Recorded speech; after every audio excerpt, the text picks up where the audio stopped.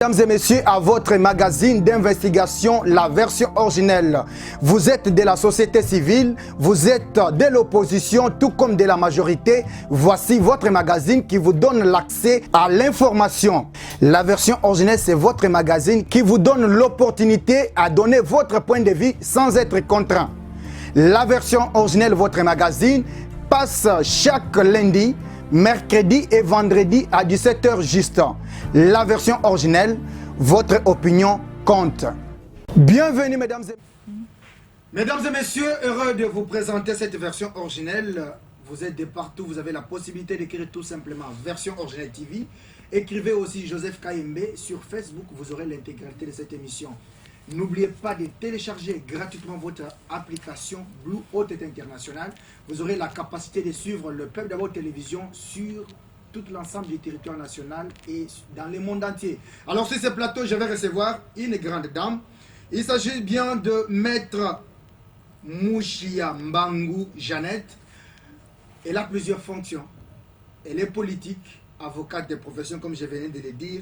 Elle a joué un rôle important aussi dans notre pays, surtout en ce qui concerne sa profession. Mais avec elle, on va aborder un thème. Quelle place pour la femme congolaise? Dans quelques jours ou dans quelques mois, c'est les élections en République démocratique du Congo.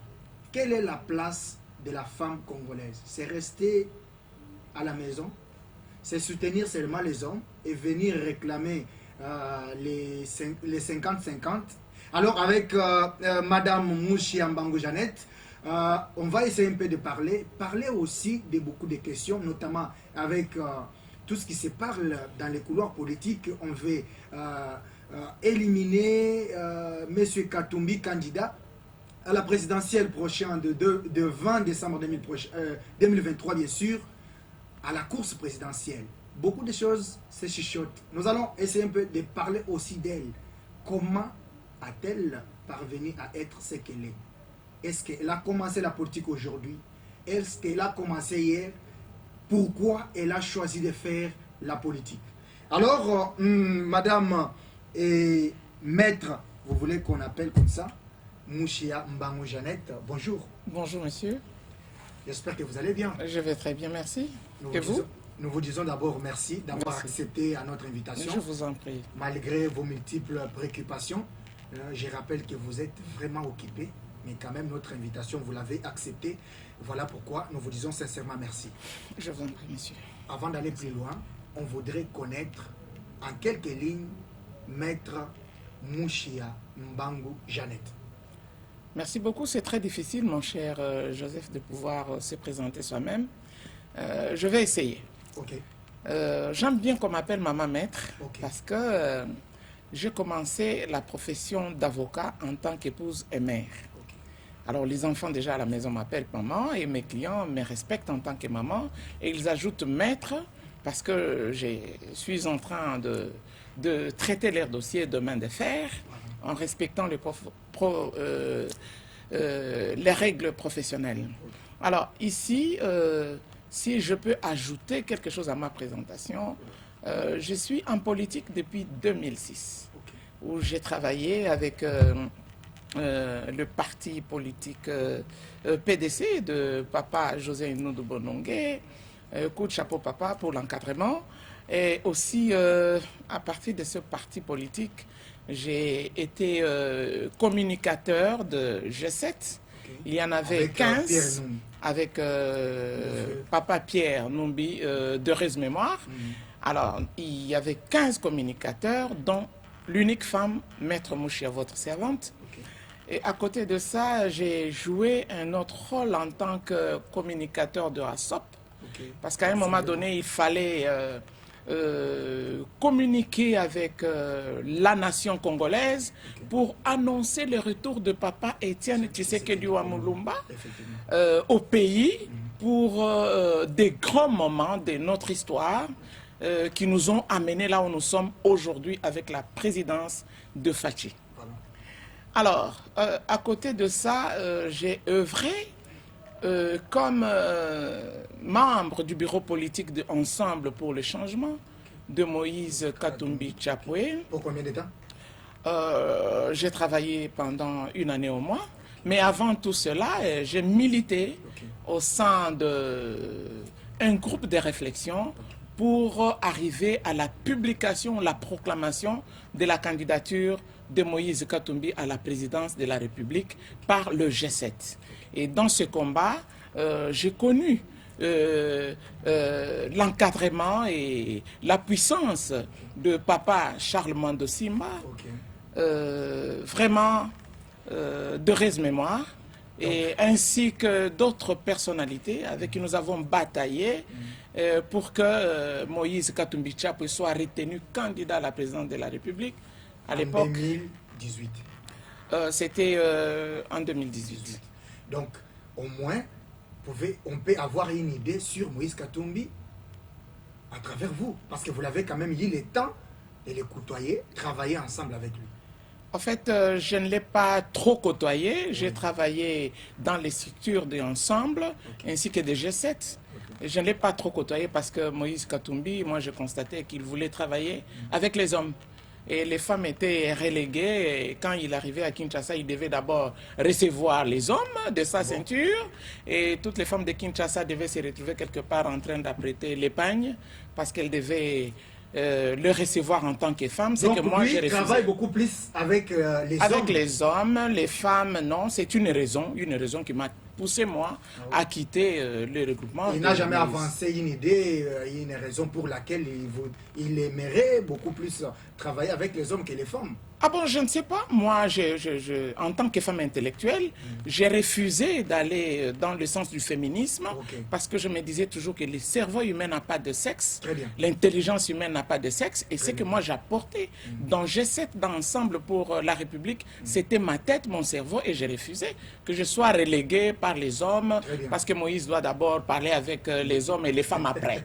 Mais j'ai constaté qu'il y avait des femmes qui se réjouissaient de ces statuts-là, d'attendre les grandes décisions. Et surtout, lorsque le chef de l'État, Félix Antoine Tshisekedi, a lancé les concertations, en tout cas, j'ai bougé toutes les portes. Je crois que j'avais fait quelques émissions sur Nyota TV pour encourager cette façon de faire. Lorsque Moïse devait rentrer à Kinshasa, nous sommes allés l'accueillir, nous avons dit cette fois-ci c'est la bonne. Mais malheureusement, même en concertation avec le chef de l'État, Moïse s'était fait accompagner uniquement que des hommes. Alors moi, j'ai trouvé que ça devenait dangereux pour moi, en tant que femme dynamique, en tant que femme compétente, ambitieuse. Je disais, mais mon avenir politique est sacrifié.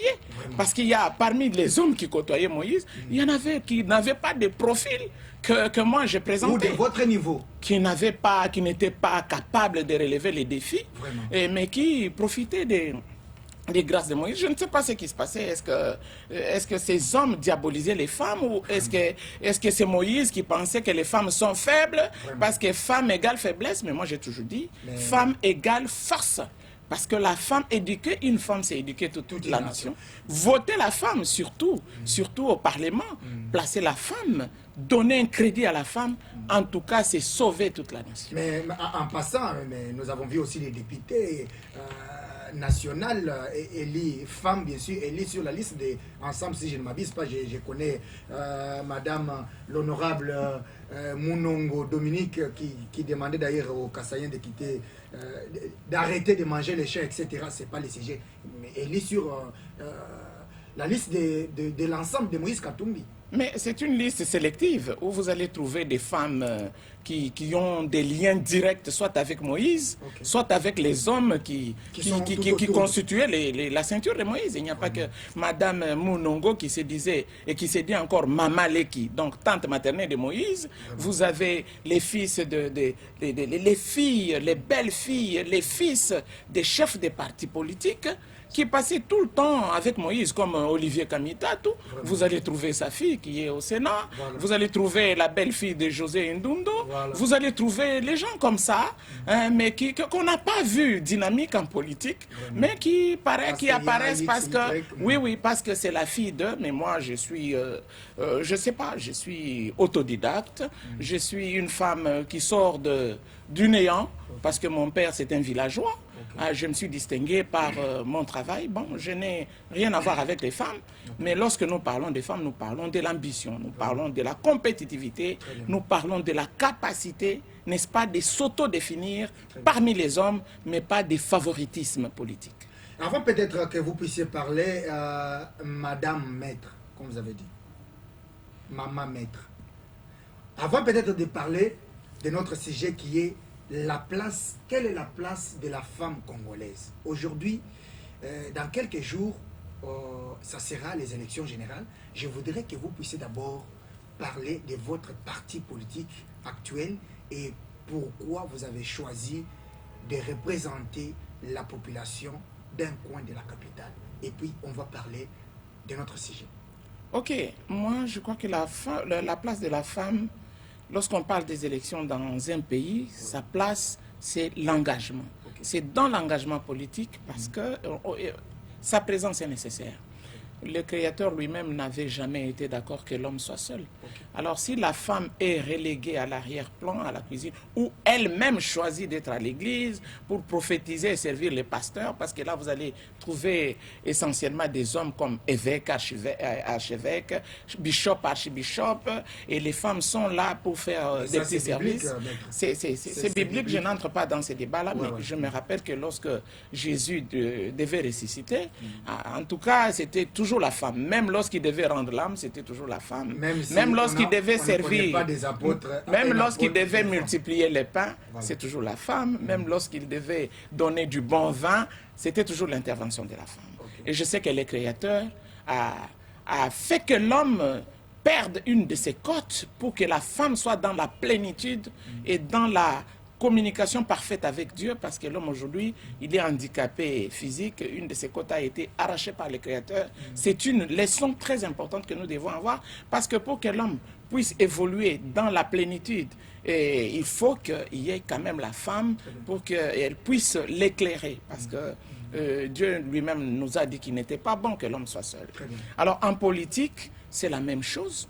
Lorsque la femme est absente, il y a beaucoup de décisions qui se prennent sans elle. Mais lorsqu'elle est là, elle est mère, elle est épouse, elle a un cerveau qui fonctionne, elle a des ambitions. Je pense que lorsque vient le moment des élections, elle doit pouvoir se positionner pour montrer de quoi elle est capable pour arracher le crédit du peuple, mais pas rester chez elle, mettre les noms sur la liste et attendre le faveur des chefs des partis politiques parce qu'on est en bon terme avec tel chef, parce que c'est mon frère, c'est mon père, c'est mon cousin, c'est mon ami, donc on va peut-être manipuler les chiffres et on va voler l'électorat des autres pour que moi je passe. Non, je pense que les femmes doivent quitter ces stades-là et se rendre et se réaliser qu'elles ont tous les atouts, parfois mieux que les hommes, pour se battre et gagner les votes.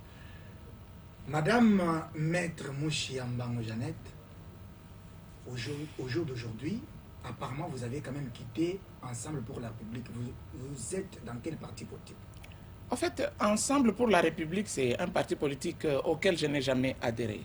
J'ai été membre de Ensemble, disons, du bureau politique d'Ensemble pour les changements, mais j'ai refusé d'adhérer à Ensemble pour la République parce que je devais être sous tutelle du chef de mon parti politique, que j'ai désavoué déjà parce que la manière de faire les choses était très sélective et que Maître Mouchia n'était pas dans la lignée de ceux qui devaient recevoir les faveurs du chef.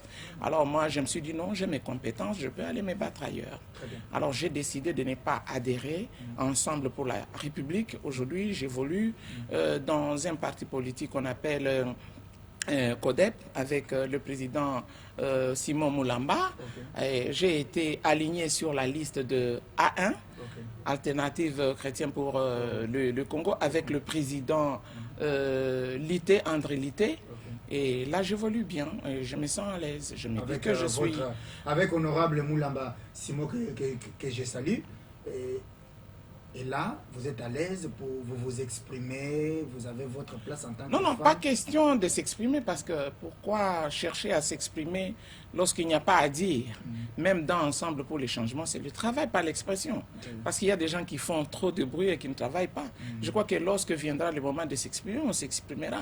Et la meilleure expression, c'est dans les urnes. La confiance que ces partis m'ont accordé de pouvoir me présenter dans ces regroupements politiques-là, je pense que c'est déjà une meilleure expression pour moi et je devrais apporter ma contribution, gagner un siège pour que ces personnalités qui m'ont fait confiance se sentent à l'aise, mieux que quiconque, parce que j'ai évolué pendant plus de 14 ans dans PDC, avec Ensemble aussi, G7. J'ai été candidate du PDC en 2011. J'ai été candidate du PDC au Moamba, à Kinshasa, candidate de G7 en 2018. Et je n'ai jamais été proclamé élu, pas seulement parce que Maître Mouchia ne gagnait pas les votes. Je vous ai démontré ici qu'il fallait bénéficier de certaines faveurs. Et je n'étais pas sous cette couverture-là. Et d'autant plus que vous savez ce qui s'est passé en 2018. Alors, je préfère me battre autrement aux côtés d'autres personnalités qui bénéficient un peu plus de crédit de ma part. Nous vous avons vu aussi à la télévision, comme tout autre, là, dans le cadre de votre travail, en train de défendre la vérité des urnes. Comment vous avez quitté Fayoulou, Katumbi, et puis revenir, comme on l'a toujours, revenir à la maison, comme on l'a toujours dit? Non, non, non, il ne faut pas parler de la maison. Je ne sais pas de quelle maison vous êtes. Déjà, au départ, je n'ai jamais été membre de l'UDPS. Ça, je peux vous dire. Je n'ai jamais été membre de l'UDPS. J'ai commencé mon combat politique dans PDC et j'ai évolué avec le PDC jusqu'à ce que j'ai arrêté pour aller dans CODEP. Mais j'ai connu des structures que j'ai démontrées, que j'ai évoquées tout à l'heure. Alors, quitter Fayoulou, j'ai été avocat de la dynamique de l'opposition. Je n'ai jamais été membre du parti de Fayoulou. Mais en tant qu'avocat, j'ai fait mon travail. Et ça s'est arrêté là. J'ai défendu ce que je croyais être vrai. Et je l'ai défendu jusqu'au bout. Et je crois que c'est ça la dignité dans ce que je fais. Je l'ai défendu jusqu'au bout. À ce stade, je me dis... je ne peux pas accepter qu'on dise que j'ai quitté Fayoulou parce que je n'avais pas été recruté pour rester à ses côtés. J'ai gardé ma liberté, j'ai gardé ma liberté politique parce que je n'ai jamais été membre de son parti politique. J'ai fait le travail d'avocat et après, j'ai ma vie politique et j'ai la liberté de choix. En tant qu'avocate, comme vous venez de le dire, vous avez défendu sa prétendue élection où, si je peux le dire, mais qu'est-ce que vous dites en ce qui concerne la réaction de Corneille Nangaa, qui a organisé, qui nous parle d'un accord, et vous aussi, vous l'avez, vous étiez devant les cours et tribunaux pour défendre qu'effectivement Fayoulou avait gagné. Quelle lecture faites-vous par rapport à la sortie médiatique de Corneille Nangaa? Vous savez, lorsque l'avocat défend son client ou sa cliente, il est tenu au respect de certaines règles déontologiques. Et là, devant la Cour constitutionnelle, je me suis comporté pas comme femme politique, mais comme avocat. Et dès lors que la Cour constitutionnelle a rendu sa décision qui n'est susceptible d'aucun recours, moi je pense que les choses sont tracées telles qu'à ce jour, nous avons ce président-là qui a été proclamé par la Cour constitutionnelle, Félix Antoine Tshisekedi Tshilombo. À ce jour, les déclarations de Nangaa n'engagent que lui. Parce que moi, j'estime qu'en tant que président de la CENI à l'époque, il était tenu à certains devoirs, certaines responsabilités, dont l'indépendance. Et il devait à ce moment-là, tenir compte de tout ça ou dénoncer ce qu'il trouve à dénoncer aujourd'hui. Pourquoi agir après coup? Moi, Et le dire toujours en dehors du pays alors qu'il était là, reçu sur une chaîne de télévision ici à Kinshasa, sur Télé 50, il a dit tout autre chose. Mais selon aussi, du côté de l'UDPS, on nous dit que le secrétaire général en a même parlé plusieurs fois qu'il était frustré. Semble-t-il, il réclamerait quelques carrés miniers Et par après, voilà pourquoi, lorsqu'il n'a pas eu cela, il est allé de l'autre côté au Rwanda pour dire qu'effectivement, il y avait accord et que Tshisekedi n'avait pas gagné les élections. Bon, les déclarations de Nanga n'engagent que lui. En politique, ça a une signification, une qualification. Et en droit, je pense qu'il y a des choses qui méritent d'être examinées. Mais à mon niveau, je pense qu'il faut laisser Nanga devant ses responsabilités. Je ne sais pas commenter ses dires, parce que c'est lui qui s'est dit avoir été témoin de ce qu'il décrit. Je pense que l'histoire en jugera. En tant que membre de l'Union sacrée, on vous dit, vous, de la famille présidentielle, que vous voulez déclasser la candidature de Moïse Katumbi. Et d'ailleurs, avant-hier, je crois hier, l'ancien ministre de la Justice, pour qui, pour certaines langues, n'aurait pas donné le certificat de naissance à M. Moïse Katumbi, dit avoir donné avec l'autorisation de Félix Tshisekedi en tant que président de la République. Comment vous commentez, d'abord en tant qu'avocate et aussi membre de l'Union sacrée? Vous parlez de certificat de naissance ou de l'attestation des nationalités? Des nationalités. Je ne sais pas de quel document il est question dans cette histoire-là, parce que moi, je me suis tenu à l'écart de dossier Katumbi. C'est un monsieur que je respecte beaucoup, avec qui j'ai travaillé, mais j'ai mes raisons de pouvoir me débarrasser de son combat. J'ai étalé mes raisons tout à l'heure.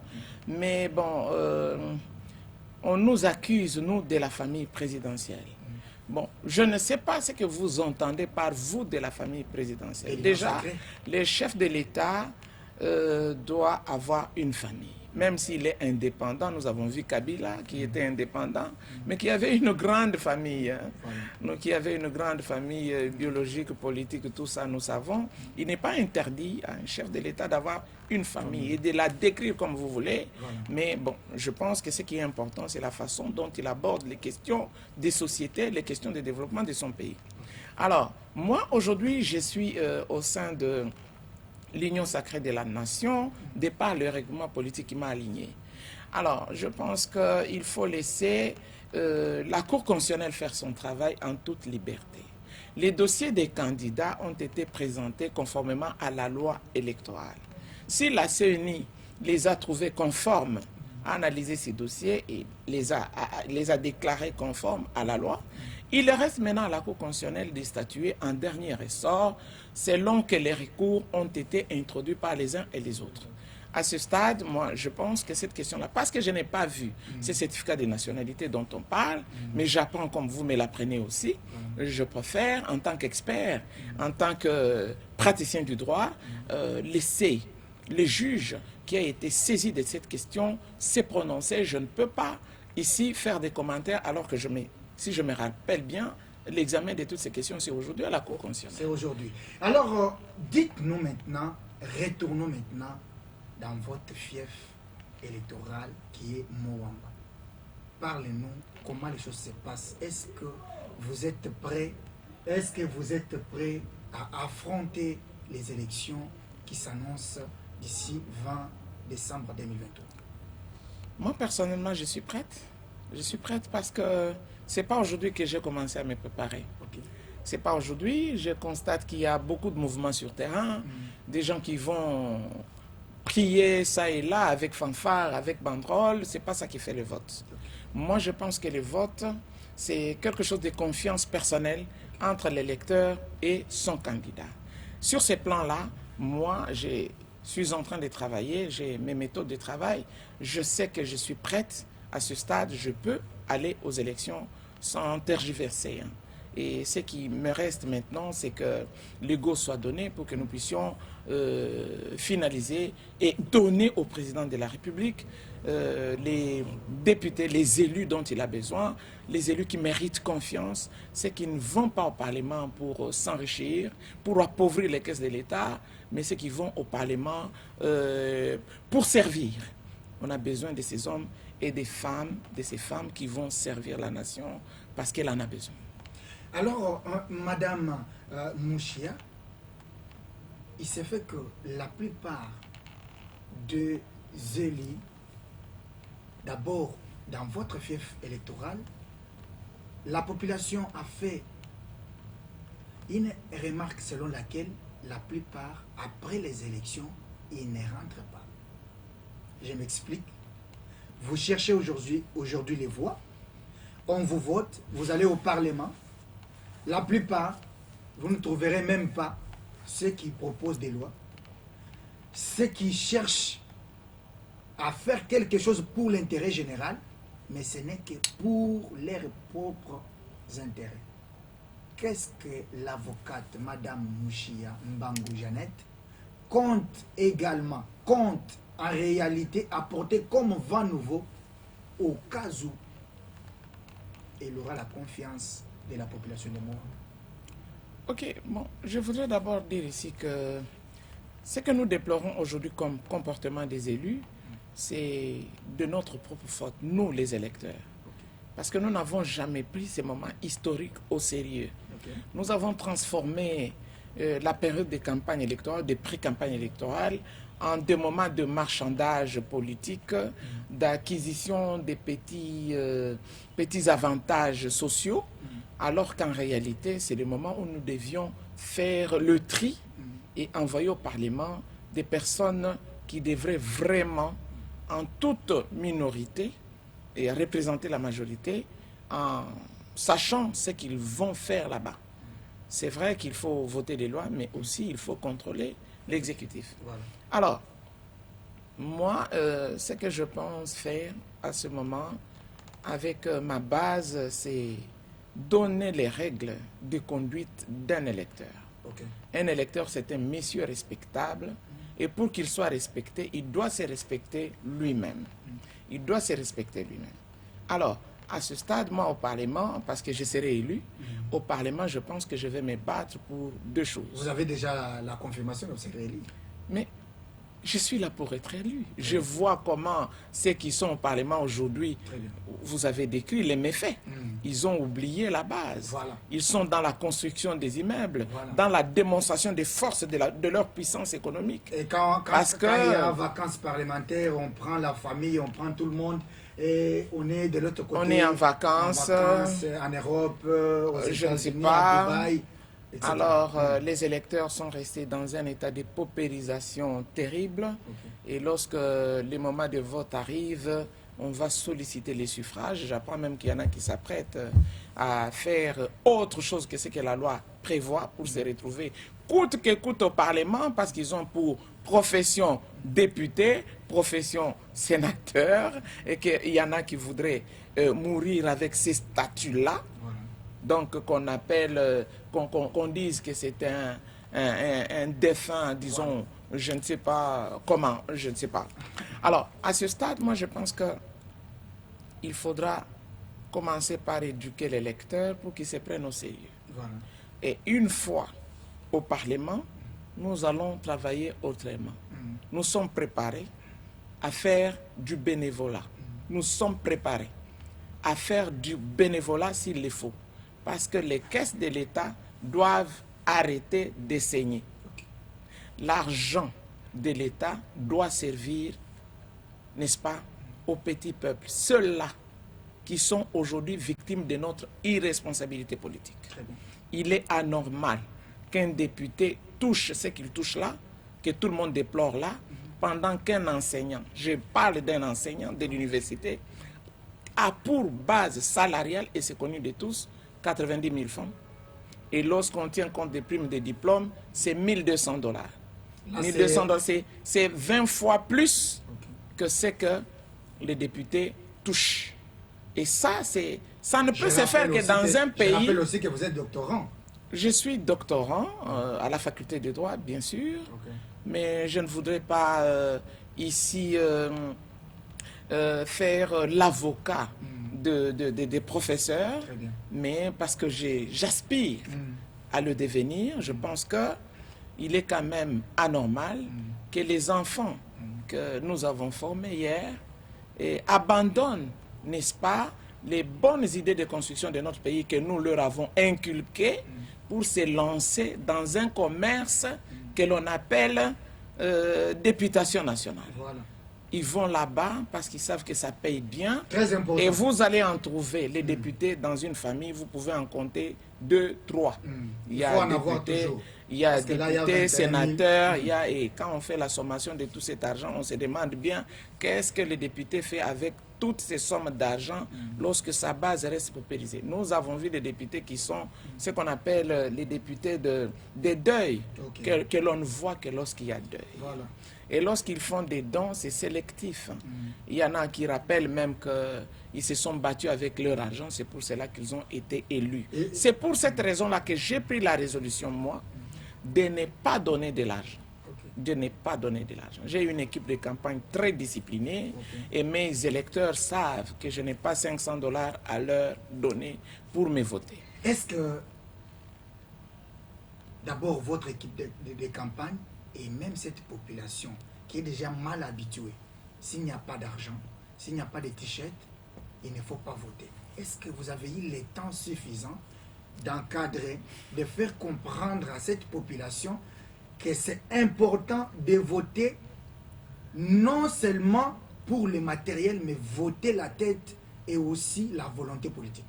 Je crois que la population congolaise a évolué. Nous sommes à la 4e expérience électorale. Très bien. Je crois que notre jeunesse a grandi. Si quelqu'un apporte ses polos, son argent, ils vont prendre. Mais dans l'urne, ils vont sanctionner. Parce qu'ils ont été diminués à ces petits dons-là. Je pense que le peuple congolais a compris qu'on a besoin de personnes responsables, des personnes qui comprennent comment un député peut soutenir le chef de l'État à mieux diriger, pas des traîtres. Vous avez aujourd'hui des députés qui ont pour objectif avoir des carrés miniers. Voilà. En plus de ce que le Parlement donne, mais ils ne sont pas contents. Ils ne sont pas satisfaits. L'argent appelle l'argent. L'argent appelle l'argent. Bongo et Kobenga Bongo. C'est pour cela que nous pensons qu'un bon député doit d'abord se faire l'idée que c'est un mandat représentatif et ça doit être du bénévolat. Et que ce que l'État lui donne ne devrait constituer qu'une prime d'encouragement pour soutenir son ventre, parce que l'homme se met debout sur son ventre. Il ne faut pas qu'il aille travailler affamé.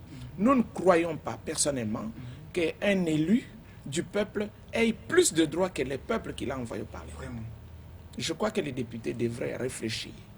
Et comment faire en sorte que cet argent qu'ils empochent retourne auprès des enseignants, auprès des médecins, pour que nous ayons quand même des soins médicaux de qualité, pour que nous ayons quand même une bonne formation de nos enfants, bien qu'il y a la gratuité de l'enseignement, mais c'est la gratuité de l'enseignement primaire. Et même si c'est gratuit, il faut quand même que l'enseignant soit pris en charge correctement. Nous voulons avoir ces députés-là qui se remettent en cause, qui se posent la question de savoir qu'est-ce que moi je dois faire avec 20 ou 30 000 $ chaque mois. C'est cruel. Alors moi je pense que si nous avons 3, 4, 5 personnes qui réfléchissent comme ça, nous allons avoir des bons projets de développement communautaire. Pas aller construire les ponts, pas aller donner... Vous avez des populations entières qui manquent de l'eau. Vous avez des mamans qui se réveillent tôt le matin, qui se font menacer par les koulouna. Et vous avez ces koulouna-là.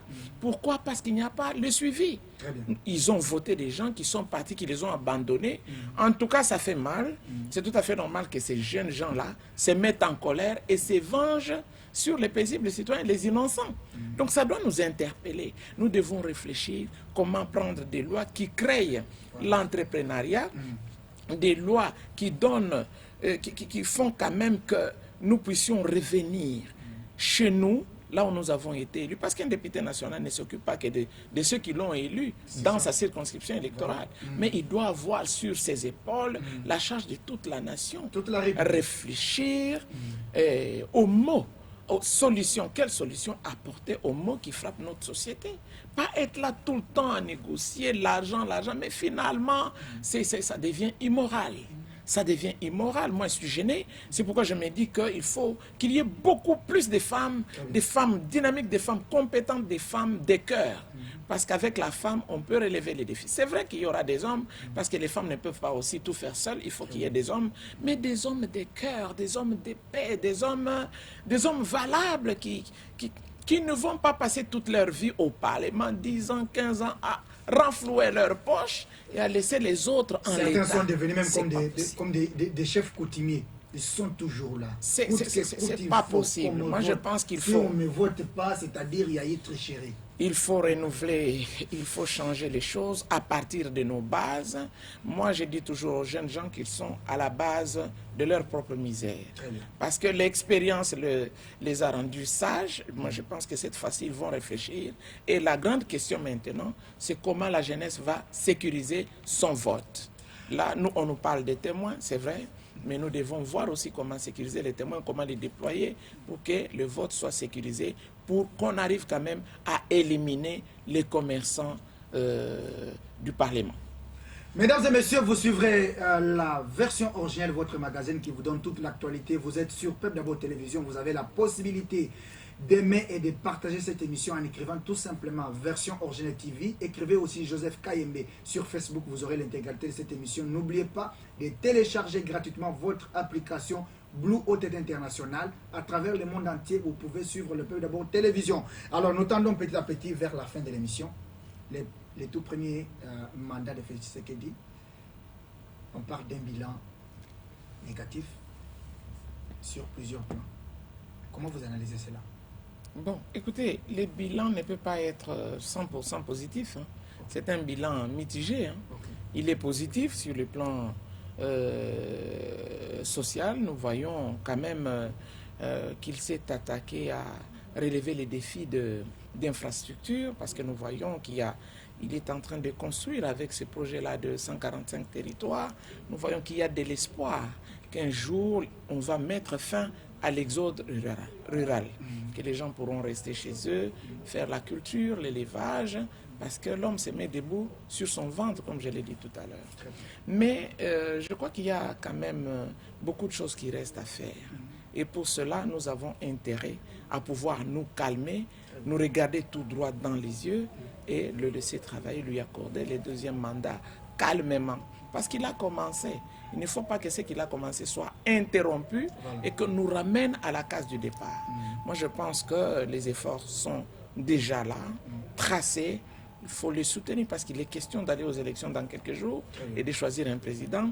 Mieux vaut travailler avec le diable qu'on connaît plutôt qu'avec l'ange qu'on ne connaît pas. Qu'on ne connaît pas. Alors, peut-être avant de donner un message dans votre fief électoral, il y a aussi une question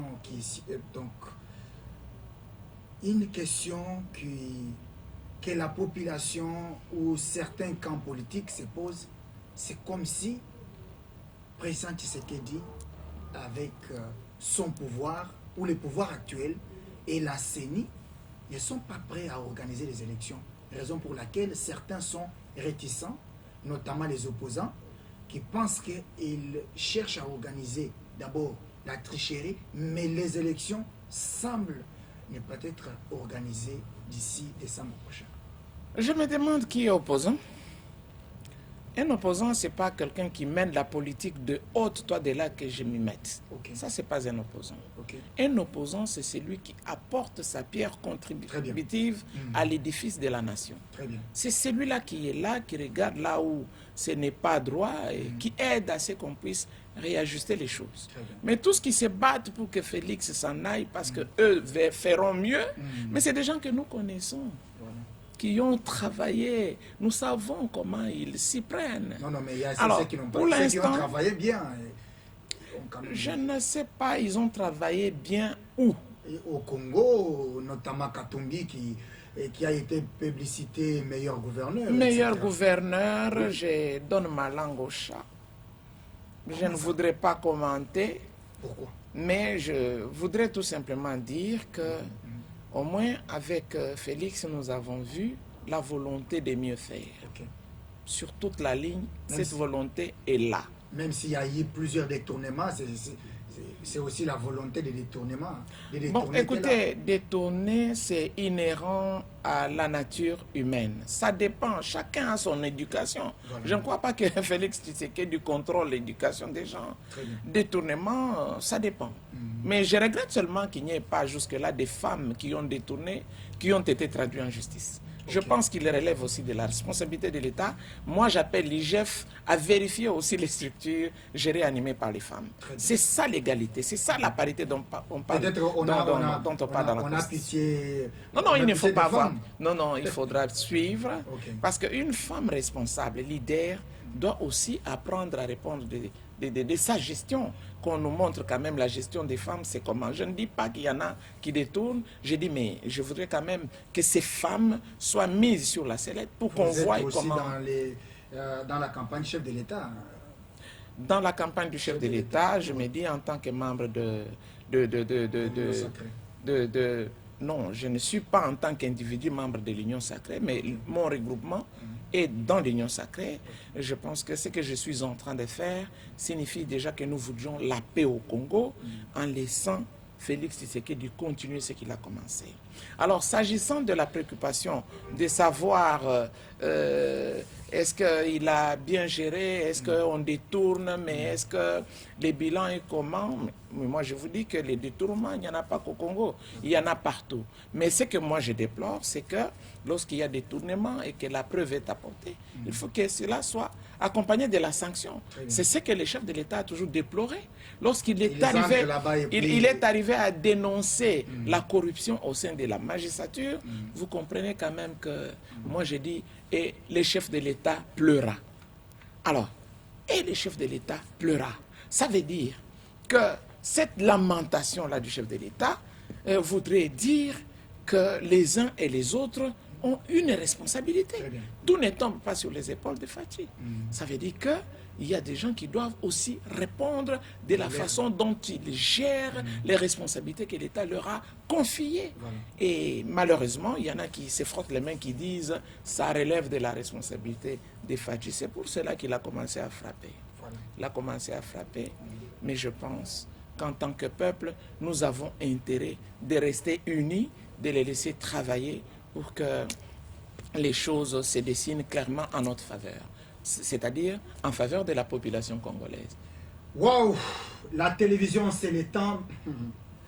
Vous avez la possibilité de nous écrire toutes les questions. On va faire une émission spéciale avec toutes les questions que vous posez, les messages. On ne saura pas. On est presque à la fin de l'émission, on va juste donner. Mais on va vous récupérer. Vous savez comment on fait? On sera en direct sur Facebook. Vous posez les questions, on répond. Sur chaîne YouTube, posez toutes les questions à Madame Mouchi Ambangou Jeannette. Elle est aussi candidate députée nationale à Moamba. Et maintenant, nous sommes à la fin. Là, on me montre même le numéro 74. Ce n'est pas un péché. Je n'ai pas encore commencé la campagne. Je suis de l'INPC. Je suis responsable de l'INPC et je respecte le principe. Donc, vous voyez tout ce qui se passe là. Là, il s'agit de notre invité. Maintenant, vous allez regarder votre caméra. Oui. Un message particulier d'abord à votre base et aussi à la nation tout entière parce que vous allez représenter la nation congolaise au Parlement. Au cas où vous serez quand même soutenu par votre base. Non, je suis déjà soutenu, hein. Pas de souci. Vous avez la foi. Alors, moi, c'est pas la foi, c'est la réalité, et appuyé aussi par la foi parce que je suis chrétienne. Merci. Alors, à ma base, à tous ceux-là qui apprécient Maître Mouchia, qui sont prêts à l'accompagner dans l'urne, moi, je suis en train de dire que c'est le moment de mieux faire. C'est le moment de sanctionner ceux-là qui nous ont fait pleurer. C'est le moment de porter au Parlement les gens qui savent nous défendre, comme nous l'avons toujours fait avec vous tout le temps et partout. Nous devons éviter de penser que les cadeaux que l'on nous fait, que l'on nous offre maintenant, peuvent résoudre nos problèmes à l'avenir. Quelqu'un qui vous apporte des cadeaux, au moment où il a besoin de votre suffrage, vous manque du respect. Parce que depuis tous ces temps, il n'a pas été avec vous. Il vous a laissé dans une misère noire. Aujourd'hui, il vient vous faire des cadeaux. Ce sont des appâts. Donc, soyez prudents. soyez prudents, faites confiance à Maître Mouchia Omoamba et vous ne serez pas déçus parce que nous allons donner de l'emploi. Ça veut dire, nous n'allons pas vous engager, mais nous allons faire en sorte que vous-même, vous puissiez vous découvrir parce que vous avez talent. Comme j'ai toujours dit, il y a des talents chez nous. C'est question de nous découvrir et de les développer. À côté de ça, je voudrais lancer un message à toute la nation congolaise. C'est le moment ou jamais de rester unis, rester soudés pour que notre Congo décolle enfin. Parce que nous avons quand même un président qui est en train de travailler pour l'intérêt du pays. Quelles que soient les failles que vous pouvez découvrir, vous ne trouverez pas de perfection sur la terre, mais au moins il fait mieux que quiconque. Que tout ce que nous voyons sur la liste actuellement, laissons la chance au président de la République, donnons-lui des bons élus au Parlement et nous les rendrons plus forts qu'avant et il va servir le Congo. Merci beaucoup, mes chers amis, mes chers frères et sœurs, mes chers parents et grands-parents, que Dieu vous bénisse, que Dieu vous fortifie et que Dieu protège le Congo et son président.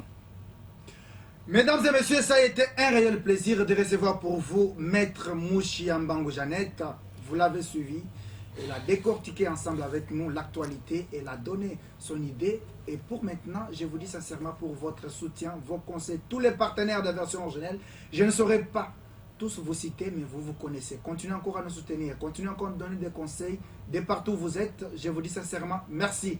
Je vous retrouve très prochainement avec un autre invité, mais sinon, je reste toujours en contact avec vous. Des questions, des suggestions, vous pouvez tout simplement nous écrire sur notre chaîne YouTube ou chaîne ou compte Facebook. On sera toujours là pour répondre. Je vous retrouve très prochainement avec un autre invité. Merci à toutes et à tous. Bienvenue mesdames et messieurs à votre magazine d'investigation, la version originelle. Vous êtes de la société civile, vous êtes de l'opposition, tout comme de la majorité. Voici votre magazine qui vous donne l'accès à l'information. La version originelle, c'est votre magazine qui vous donne l'opportunité à donner votre point de vue sans être contraint. La version originelle, votre magazine, passe chaque lundi, mercredi et vendredi à 17h juste. La version originelle, votre opinion compte.